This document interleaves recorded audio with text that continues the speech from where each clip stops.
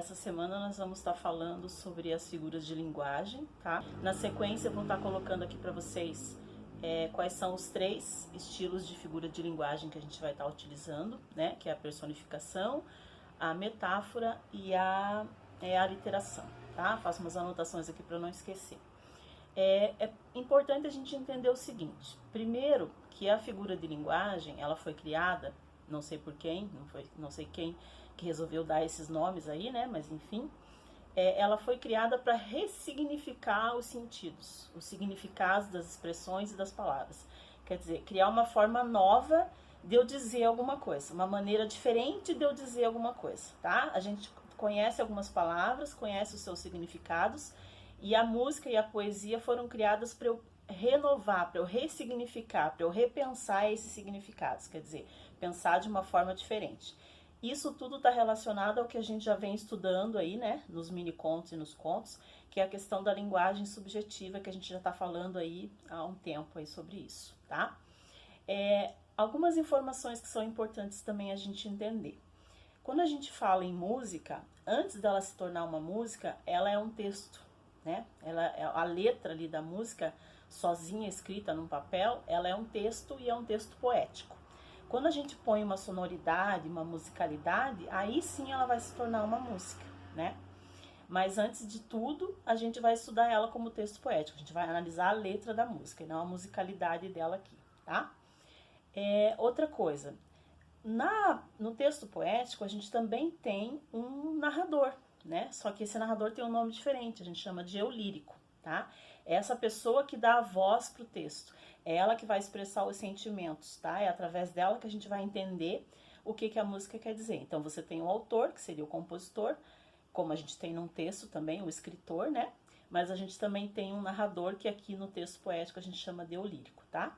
Então na sequência eu vou estar colocando aqui a letra da música e as informações sobre as figuras de linguagem, e a gente vai estar verificando parte por parte aí da música o que o Lenine quis dizer, que informação que ele quis, que mensagem, né, que ele quis mostrar para nós, tá ok? Então vamos lá. Como eu já falei, as figuras, cursos que exploram mudanças de sentido, que podem ser nas expressões ou podem acontecer também só nas palavras. A primeira figura de linguagem que a gente vai encontrar nessa música do Lenine é a aliteração, ou também chamada de assonância. Por que ela tem esse nome, tá? Porque ela pode ser uma repetição de sons, que pode acontecer por meio de sílabas, ou pode acontecer por meio da sonoridade da palavra, como a gente tem ali no exemplo, né? Chove chuva, chove sem parar, que é a repetição do CH. E na assonância a gente tem a repetição do ão. Essa desmesura de paixão é loucura de coração, né? Então a repetição do som ão e a repetição das consoantes. Então a aliteração ou assonância pode ser uma repetição de sons ou uma repetição de palavras, que é feita propositalmente, lógico, né? Aqui nós temos a segunda figura de linguagem, que é a comparação, ou também bastante conhecida como metáfora, né? Nesse exemplo, a gente consegue bem ver observar bem essa questão da ressignificação que eu falei anteriormente, né? A gente tem um exemplo aqui, é a comparação de termos ou expressões para criar um novo sentido, né? Meu amor é simples, Dora, como água e pão. Então ele utilizou a palavra como para fazer essa comparação da simplicidade com o pão, que é a essência da vida, né? Então, amor simples, né? Tranquilo, calmo, de simplicidade, de uma coisa que você encontra no dia a dia, no cotidiano, e da água e pão, que seria o alimento da vida, algo que é essencial para você sobreviver também. Então, sem amor e sem água e pão não se sobrevive. Então, ele conseguiu comparar o amor com a questão da necessidade de sobrevivência. Quer dizer, o amor é tão importante quanto a sobrevivência, quando ele compara a necessidade de você se alimentar com a necessidade da existência do amor. E aí nós vamos para a última figura de linguagem, que é a prosopopeia, ou mais conhecida como personificação. Eu acho que é uma das figuras de linguagem mais simples que tem, depois da hipérbole, né, eufemismo, e a personificação é uma bem simples, que é simplesmente dar características de seres vivos para seres inanimados. Então você pega uma característica que só poderia ser utilizada num ser humano e você dá para um ser que não tem vida, que não pode ser materializado, né? como a gente tem no exemplo aqui. A felicidade entrou nas casas e a cidade despertou alegre. A felicidade não é um ser material, não é um objeto palpável que pode se movimentar, não é um ser vivo, né? Ela não tem como entrar na casa de alguém. Então ele pegou essa característica da ideia de felicidade, quer dizer, quando ela se aproxima, quando ela chega numa cidade, deixa as pessoas felizes, entra na casa das pessoas, mas a ideia da ação de entrar só poderia ser atribuída a um ser vivo, e aí ele atribuiu a felicidade. Então isso seria uma figura de linguagem que a gente chama de personificação.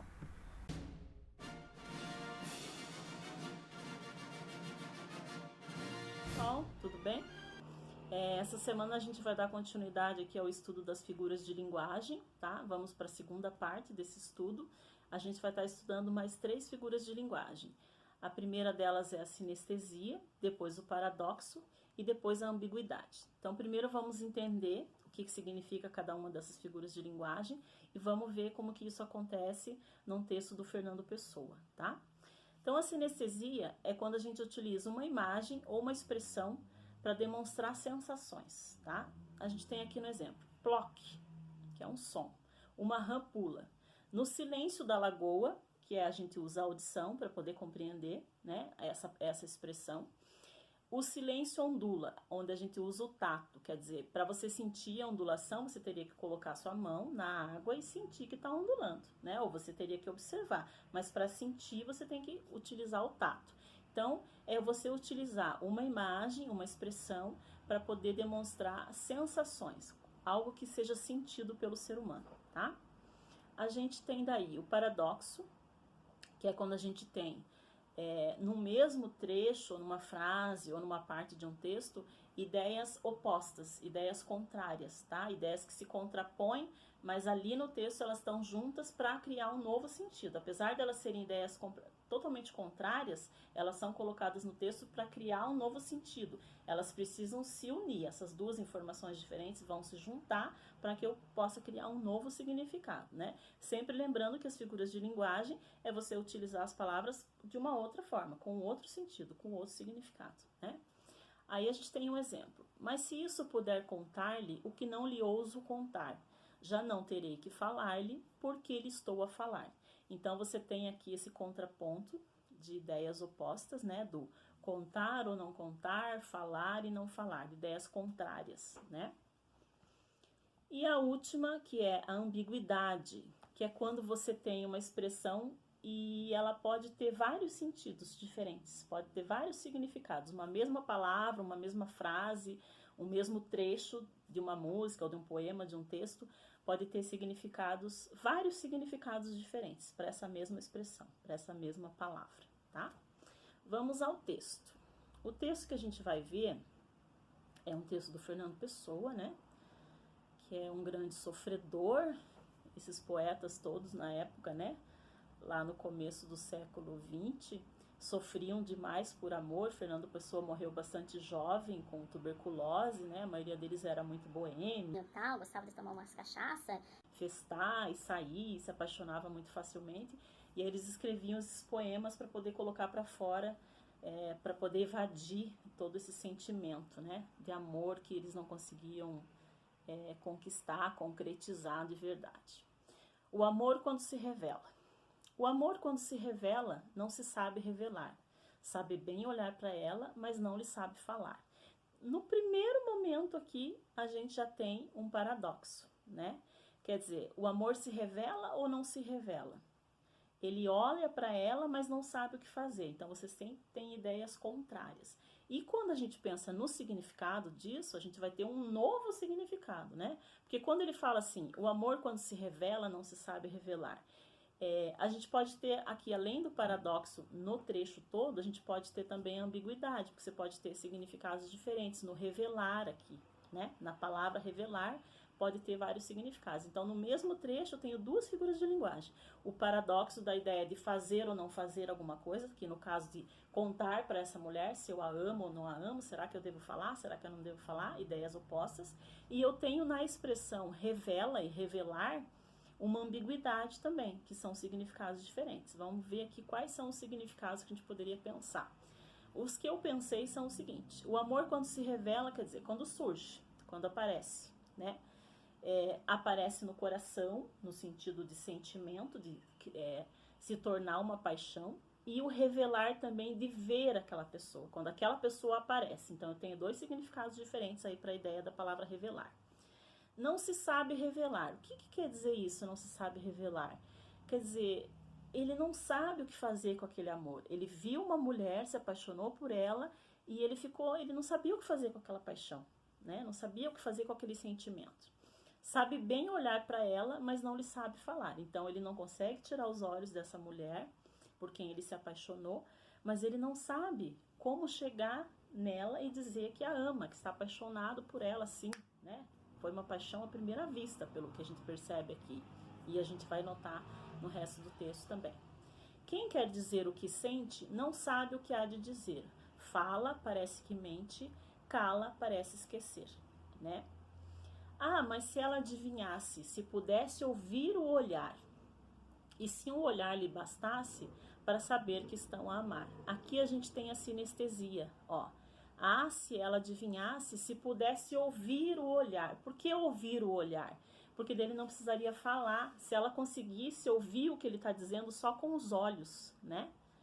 Se ela pudesse olhar para ele e perceber que ele está super apaixonado, sem que ele precisasse dizer. Então a gente percebe aqui um homem tímido, né, apaixonado, mas bastante amedrontado com essa paixão, porque ele não sabe como chegar para essa mulher e dizer que a ama, né? Ele está bastante perdido. O medo está tomando conta dele e não deixa com que ele tome uma atitude concreta em relação a esse amor. Mas quem sente muito cala. Quem quer dizer quanto sente, fica sem alma e nem fala, fica só inteiramente. Aqui a gente também tem um paradoxo, né? Mas quem sente muito cala, quem quer dizer quanto sente, fica sem alma nem fala. Mesmo ele querendo falar, ele não consegue, porque aquele medo, aquela timidez dele o impede de demonstrar esse sentimento. Então a gente vê que o próprio eu lírico aqui, que é o personagem, tá perdido, né? Ele não sabe o que fazer com esse sentimento. Você tem um eu lírico com bastante medo, uma pessoa muito tímida que não tem coragem de expressar os seus sentimentos. Mas se isso puder contar-lhe, o que eu não lhe ouso contar, já não terei que falar-lhe, pois lhe estou a falar. Novamente a gente tem aqui outro paradoxo, né? Sobre o contar e não contar, sobre o falar e não falar. E o que ele quer dizer com isso? Mas se isso puder contar-lhe, o que não lhe ouso contar, já não terei que falar-lhe, porque lhe estou a falar. Isto o quê? Isto o poema. Ele escreveu esse poema para essa mulher, para que ele não precisasse falar para ela o que ele estava sentindo. E ele espera que com essas palavras que ele colocou aqui, bastante confusas, que a gente tem que parar vários momentos para tentar entender o que ele quer dizer, mas ele espera que essas palavras que ele colocou no poema sejam suficientes para que ela entenda o que ele quer dizer. Aí ele não precisaria falar, né? Falar com a boca. Ele falou com as palavras, né? E a gente tem esse paradoxo aqui do ficar em silêncio, mas está dizendo ao mesmo tempo alguma coisa. Porque ficou em silêncio porque são palavras, enquanto elas não são lidas, né? Elas não têm som. Mas ele não falou com a boca dele, ele expressou com as palavras que ele colocou no poema aqui, tá? Então a gente encontrou a ambiguidade, né? Lá nas ideias do revelar.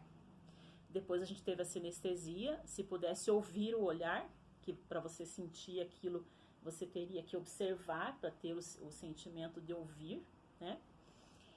E a gente tem muitos paradoxos aqui que são revelados pelo sentimento de medo do personagem, né? Que é um personagem tímido e não sabe como demonstrar esse amor, tá? Oi, pessoal, tudo bem com vocês? Vamos para a aula da nossa semana, né? Aula 13, já estamos na aula 13. Essa semana a gente vai estar estudando um gênero novo, que é o gênero romance. Então, uma coisa que é importante a gente saber sobre o romance é o seguinte: ele é também um gênero ele é também um gênero narrativo, né? Como a gente tem lá no conto, no mini-conto, mas ele é um texto um pouco mais longo, né? Que muitas vezes ele pode ser dividido em capítulos, mas também tem autores que não dividem o romance em capítulos. A gente tem vários gêneros de romance e o objetivo principal do romance, na verdade, é poder descrever e caracterizar e trazer à tona situações do nosso dia a dia, da nossa realidade. Só que quando elas são colocadas num livro, elas se tornam ficção. Mesmo que eu tenha inspiração, eu posso ter inspiração numa obra, numa situação real da vida, né? Mas na obra, ele vai se tornar uma ficção, tá? A não ser quando eu queira realmente detalhar todas as informações da vida real no livro, aí ele já virou uma biografia. Aí ele já não é mais um romance, ele já não é mais uma história de ficção, é algo diferente, tá? No romance, a gente sempre tem que pensar que aquele texto é ficcional. Ele foi inventado para aquela situação ali, mesmo que ele tenha sido inspirado em situações reais, tá? Para ele ser uma biografia, eu teria que contar tudo exatamente como aconteceu. Quando eu invento algumas situações, aumento algumas situações, floreio algumas situações, isso já se torna ficção, já não é mais realidade, tá? Outra coisa que muitos alunos não entendem quando a gente fala da palavra romance, né? A gente pensa, a primeira coisa que vem na nossa cabeça, ó, a primeira coisa que vem na nossa cabeça quando a gente fala em romance é a ideia da palavra amor, né? Tá sempre relacionado romance com amor, mas as coisas na verdade não são iguais. Romance não é uma história de amor, tá? Quando a gente fala estilo de texto, quando a gente fala a palavra romance, não está relacionado diretamente à palavra amor. Por que que tem esse nome? Porque esse gênero de texto ele surgiu num período da história da humanidade que se chamava romantismo, né? Vocês já devem ter estudado em artes lá, tinha o classicismo, tinha o barroco, tinha vários estilos que estavam acontecendo numa determinada época no mundo, e a gente teve o romantismo também, tá? Por isso veio essa palavra romance. A princípio, quando esses textos eram escritos, os românticos, que eram os autores denominados românticos, né, que escreviam esse tipo de texto, eles realmente falavam de amor, porque era um momento de sofrimento, e eles falavam de mulheres inalcançáveis e de paixões, né, que não poderiam ser concebidas, proibidas e tudo mais. Então realmente existia essa ideia do amor sofrido. Mas ao longo do tempo da história literária, conforme a literatura foi se desenvolvendo, outras pessoas começaram a pegar esse estilo, né, de texto dividido em parágrafos, com vários personagens e tal, e começaram a escrever outros tipos de texto. Mas o nome permaneceu como romance, tá? Então é muito importante a gente desvincular essa ideia de que romance e amor são a mesma coisa, tá? Quando a gente está falando lá, discutindo a palavra romance, as pessoas estão tendo um romance, aí está relacionado ao amor. Mas quando a gente falar em gênero literário, o romance é simplesmente um estilo de escrita, é uma forma de escrita em que você vai ter vários personagens, histórias complexas, e vai ter vários estilos também de descrever esses personagens e várias formas também de descrever as ações que acontecem dentro desse texto, que é o que a gente vai ver agora, tá? Então é bem importante a gente diferenciar essa questão aí, tá? Quando a gente fala num romance, a gente tem os mesmos elementos que a gente tem lá no conto ou no mini-conto. Você vai ter personagens, você vai ter narrador, você vai ter espaço, você vai ter todas essas questões. Só que agora elas são muito mais detalhadas, então elas são muito mais complexas. E a gente começa a ter outro nome para essas informações, tá? Mais detalhes, digamos assim, para essas informações. Primeira coisa, o número de personagens, ela varia, pode variar de obra em obra. Mas eu tenho que ter pelo menos 2 personagens, tá? Porque essa narrativa, para ela acontecer, ela precisa ter uma complexidade de ações e situações que se encadeiam, que se juntam e que vão levar a uma história longa, tá? Então, se eu tiver um único personagem, eu vou ter um monólogo, aí deixa de ser um romance. Para ter toda essa complexidade do romance, eu tenho que ter no mínimo 2 personagens, tá? Para ser considerado um gênero romance. A ação vão ser as situações que vão ser contadas, tá? Que seria, no caso, o que a gente chamaria de enredo. Então, como que acontece esse enredo? No romance, a gente chama isso de ação. O enredo está relacionado à ação. Essa ação, ela pode acontecer de 3 formas. Então, a maneira com que o narrador, com que o autor vai contar a história de vida desses personagens pode ser contada de 3 maneiras diferentes. A primeira delas é o encadeamento, tá? Quando eu tenho uma sequência cronológica de ações, uma sequência lógica. Por exemplo, eu tenho lá o nascimento do personagem, toda a infância dele, o que ele passou, daí ele se tornou adulto, aí o que aconteceu na vida dele, e aí ao longo da história a gente vai percebendo isso de forma lógica e de forma cronológica. Ou seja, cronológica por quê? porque eu consigo identificar, tinha infância, depois tinha juventude, depois ele envelheceu, ele teve filhos, ele teve emprego. Quando eu vou lendo o texto, eu consigo perceber toda essa sequência cronológica. Esse tipo de ação, essa forma de contar a história, é chamada de encadeamento, ação por encadeamento, tá?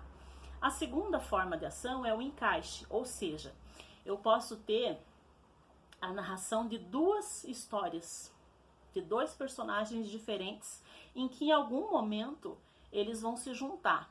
Por exemplo, você pode ter um filme, por exemplo, que você tem um personagem nascendo lá num determinado momento da história, e aquele outro personagem vai ter nascido numa outra situação. De repente a história para, tá? Depois, 10 anos depois, você volta na história e aqueles personagens se encontram por algum outro motivo que aconteceu anteriormente lá e que ao longo do texto ou do filme a gente vai perceber, tá? Então, no encadeamento eu vou ter a sequência cronológica, no encaixe eu vou ter ações acontecendo ao mesmo tempo e que depois vão se juntar, e eu tenho daí o terceiro estilo de ação, que é a ação que pode acontecer por alternância, tá? Quando eu vou ter várias ações sendo contadas ao mesmo tempo. Várias histórias. Por exemplo, eu tenho lá 5 personagens diferentes no mesmo filme, e o filme ou o livro vai contando a história de cada um deles separadamente. E pode ser que em algum momento esses personagens se encontrem, mas também eles não precisam obrigatoriamente se encontrar, tá? Então, para a gente entender a diferença desses três, o encadeamento eu vou ter a sequência cronológica, no encaixe eu vou ter duas histórias que em determinado momento vão se encontrar, obrigatoriamente eles têm que se encontrar, por isso que chama encaixe, porque eles vão se encaixar, alguma coisa vai acontecer que vai fazer eles se encontrarem, o destino, né, levou eles a se encontrar. E a alternância é quando eu vou ter várias histórias diferentes, tá? Pode ser que esse livro tenha um tema central, por exemplo, relacionamentos frustrados. Todos os personagens têm relacionamentos frustrados, mas aqueles personagens não se conhecem, são histórias diferentes. E pode ser que o autor lá no final do texto, ele queira juntar esses personagens, mas ele obrigatoriamente não precisa fazer isso. Por isso que a gente chama de alternância, porque eu vou ter histórias diferentes se alternando e elas não vão se relacionar. Quando elas se relacionam, a gente chama isso de encaixe. Se elas não se relacionarem, a gente chama isso de alternância. É importante a gente entender essas diferenças, tá? O número de personagens, que eu já comentei, né, que precisa ter pelo menos 2, e a forma de apresentar esses personagens também tem um nome específico, tá? Se o personagem for caracterizado de forma direta, quer dizer, o autor vai escrever lá, ele era loiro, ele era magro, ele era alto, ele se sentia deprimido, ele se sentia feliz, ele tinha raiva do mundo, ele era um psicopata. Se ele escrever essas palavras de forma clara, para que a gente consiga entender, a gente chama isso de descrição de forma explícita, tá? Descrição explícita. Se ele fizer isso de uma forma subentendida, ou seja, ele descreve situações e ações que o personagem faz, para que a gente descubra que ele é um psicopata. Ele não vai usar a palavra louco ou psicopata, mas ele vai descrever situações e ações, vai descrever aquilo que o personagem faz, e a gente vai deduzir, né, que esse personagem é um psicopata, é um louco. Se ele fizer isso, a gente chama isso de descrição de forma implícita, tá? Está sendo implícito, não está escrevendo de forma direta. Então a própria expressão já gera o significado. Explícito, claro, implícito, quer dizer, está escondido, está subentendido, tá? Que é algo que a gente já reconhece, porque a gente já estudou linguagem subjetiva, a gente sabe muito bem o que isso significa, né? E a última coisa importante sobre o romance são os estilos de romance. Tem vários tipos de romance, como eu falei no começo, né? No princípio, a palavra está relacionada ao amor, ao sofrimento, ao romantismo, né, da época, mas depois ele foi se modificando o estilo. Então, para cada estilo, para cada tipo cada forma de escrita, a gente tem um nome.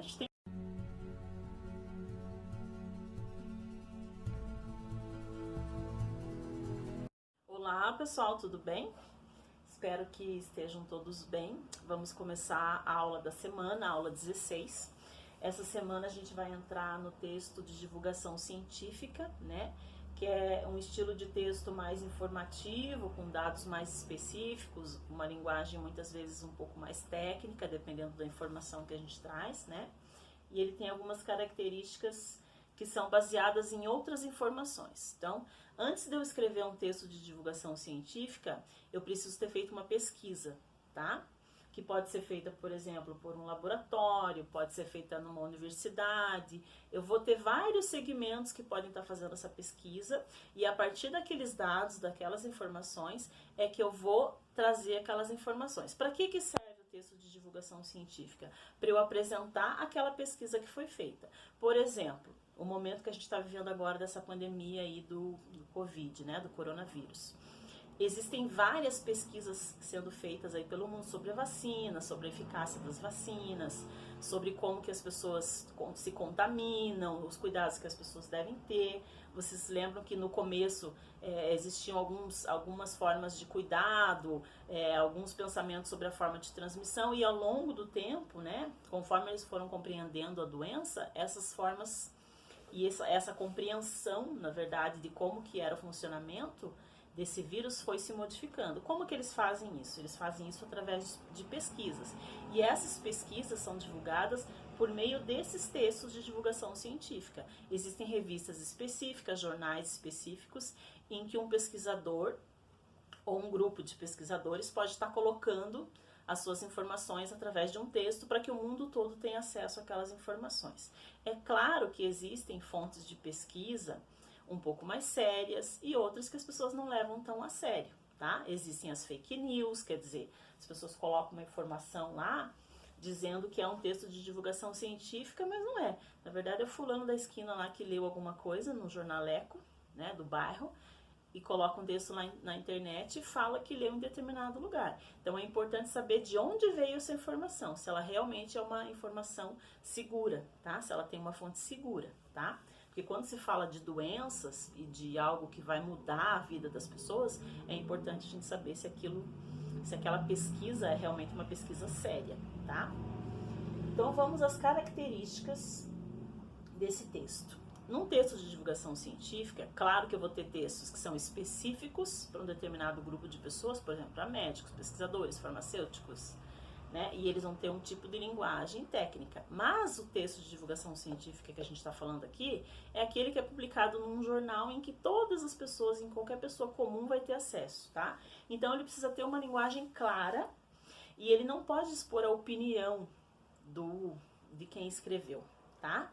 Ele precisa estar sempre, a gente vai perceber que a gente vai ter vários verbos aqui em terceira pessoa, então o texto é escrito de forma impessoal, não é a opinião dele, porque ele está apresentando dados científicos, então ele não pode falar o que ele pensa, ele tem que apresentar os fatos, o que foi pesquisado, como que ele chegou àqueles dados estatísticos, tá? Então é a realidade, não é o que ele pensa, o que ele acha, é o que realmente aconteceu, tá? Então, essa linguagem precisa ser clara e impessoal. Eu não posso colocar minha opinião aí, tá? Então, a gente vai ver que nesse texto nós não vamos ter gírias, essa linguagem popular é uma linguagem mais, apesar de ser bem clara, é uma linguagem mais formal. A gente não vai ter figuras de linguagem, né? Porque as informações precisam estar bem claras, não dá para eu colocar uma informação e deixar que as pessoas interpretem o que elas quiserem, não. É algo científico, uma pesquisa científica, então precisa estar bem claro. É isso que está escrito, é isso que quer dizer, tá? Não tem figura de linguagem, nem redundância, nem analogias, nem nada disso, tá? Sempre você vai encontrar nomes de pessoas, que da onde foram tirados aqueles dados, né? Quem comprovou a eficácia daquela pesquisa, quem está apoiando aquela pesquisa, por quê? Porque isso mostra que é uma pesquisa séria, tá? Essa utilização dos nomes das pessoas que fizeram parte da pesquisa sempre é muito importante, porque mostra a seriedade dela, né? E quem são as pessoas que estão envolvidas, né? Eu posso estar utilizando e colocando, divulgando esses textos em várias plataformas diferentes. Posso colocar isso em plataformas específicas da internet, em jornais, em revistas, em livros, né? Aí vai variar, na televisão mesmo, né? Através de documentários, por exemplo, tá? Então tem várias formas de eu estar apresentando essas informações. Em relação à estrutura desse texto, tá? Ele vai sempre apresentar lá vários parágrafos. Dentro desses parágrafos eu vou ter primeiro a apresentação do assunto, quer dizer, do que eu estou falando, qual é a pesquisa, o que foi feito, por que está sendo falado sobre isso, né? Ele pode fazer comparações, né? Por exemplo, o Covid aqui no Brasil está se desenvolvendo de uma determinada forma. Lá na China aconteceu de outra forma. Então ele pode estar fazendo comparações entre essas informações diferentes, tá? Dados estatísticos, geralmente a gente vai encontrar muito nesse tipo de texto, né? Até para comprovar que realmente a pesquisa é real, que ela aconteceu de verdade, né? E as relações de causa e efeito. Então, o Covid começou lá na China. Por que ele se espalhou? Então, essas informações precisam estar claras lá quando eu faço a leitura do texto, tá? Então, o texto de divulgação científica é um texto simples, não é um texto complexo, né? Em que você vai ter uso de argumentos e tudo mais. É um texto, basicamente, que você tem informações de forma... vai ter lá informações apresentadas de forma clara, tá? Desculpe que hoje eu tô meio... A voz tá meio enroscada, não sei o que tá acontecendo. Tava gravando a aula do 8º ano e toda hora eu fiquei me enroscando, mas tudo bem, acontece. Então, é um texto que vai ter informações claras, né? E essas informações vão estar sempre tendo que ser comprovadas. Eu preciso provar, através de uma pesquisa, e de onde veio essa pesquisa, e de quem pesquisou, que aquilo é realidade, porque é algo científico, né? Não é o achismo das pessoas. Então, eu preciso estar sempre provando aquilo que eu estou dizendo. Mas ele basicamente é um texto simples, né? Porque um texto em que você vai ler, por exemplo, na revista Super Interessante, na revista Isto é um público normal, não é um cientista que vai ler, é o povão que vai ler aquilo lá. Então precisa ser claro também, apesar de eu ter essas informações científicas, ela não pode ser uma linguagem muito difícil, para que todas as pessoas consigam ter acesso àquele assunto, certo?